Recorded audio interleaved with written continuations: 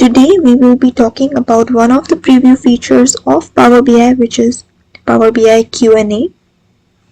As you can see, I've already loaded it in my Power BI. It's here, right here. And for that, let's go to the File section, then go to the Options and Settings, and in here you go to Options, click that, then go to the Preview Features here and select QnA for live connected analysis. Okay, and after checking this checkbox, click on OK. After that, your Power BI will require a restart. Do that and then come up here again.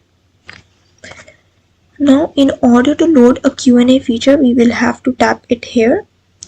Then you can ask any of the question about your data to the Power BI. Let's say we have sales by year. So let me type it in here, sales by year. Okay, and I want it as, you could see this is a line chart, but I want to see it as a pie chart. Then you can also get that.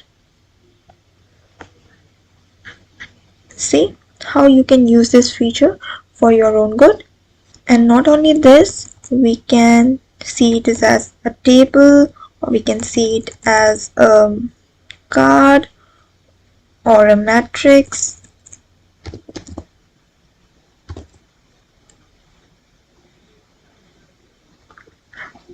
Right, so I think pi is the one that fits in here very well with the legend as well. So that's all about QnA.